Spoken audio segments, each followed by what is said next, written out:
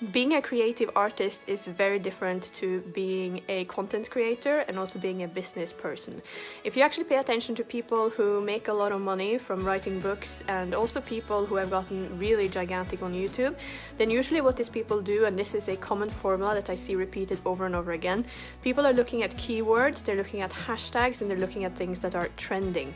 So they look at things that are trending and then create content to sort of fit into that space so that they get their content in front of as many eyes as possible.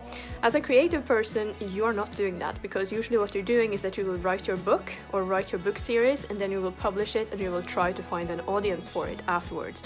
It's the same thing with being a musician. You create something and you try to come up with something like the best that you can come up with, and then comes the task of putting it on the internet and then desperately trying to actually find an audience for it. So it's a very big, I think it's a very big difference between those who are looking at how should I put it, search-friendly covers versus those who are creating the art first and then find themselves a bit lost when it comes to how to actually get people to buy their stuff and actually get their things out there. So I don't think that the difference has ever been greater, and it can be very frustrating to be a creative artist. You know, when you put all this effort into creating something and then you put it out there, but it falls flat, or you aren't really quite sure what to do with it.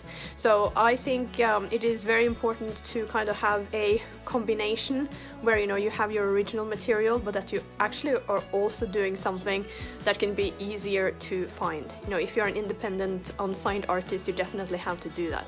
But it's interesting because you can see it across all art disciplines. You know, if you're a visual artist, what's the best thing to do to actually create a totally unique concept? I mean, as an artist, absolutely. The most important thing is to actually find your own voice, your own style, and to try to even be revolutionary if you're able to do that by coming up with a new technique and doing something totally different that has never been done before.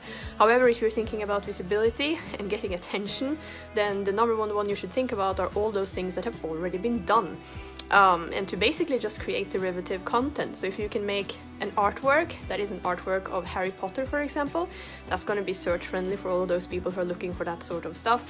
If you're going to make artwork and you then choose to make artwork depicting popular figures and characters from TV shows that are currently trending, you know what I mean, you're probably going to be way more successful online in the digital economy than if you actually literally create some sort of revolutionary work.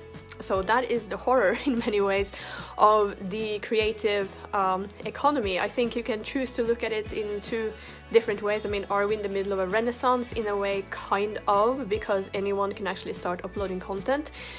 There's a lower bar to entry, and if you are smart, you know, there's no end to how you can monetize your online presence. But on the other hand, we're also in the dark ages when it comes to genuine creativity, because none of the tools that are out there really help when it comes to that. It is all about being search friendly, and that has its basis in what has already been done and has already been created. So it creates an absolute gigantic gulf between those who are real artists and those who are content creators. You know, if you think about it, content creation, what are you doing? It's like a reality show where you're kind of documenting your life. You're documenting, not necessarily creating. Or maybe you are coaching by giving people advice. But I mean, it is so different to just kind of sitting there with a canvas, you know, trying to come up with something cool. Like maybe you have a vision and you're trying to bring that to life. It is a totally different thing from creating content. So my number one tip, especially based on the previous video I uploaded, is that if you are a creative artist, then you should definitely look through your contact list and see if there is anyone you know who could be interested in helping you out. Now, most people are not going to give you this advice if you are a musician. The advice that people get is that, oh, you know, we live in the digital age, there is so much you can do yourself and you can do everything DIY, you know what I mean?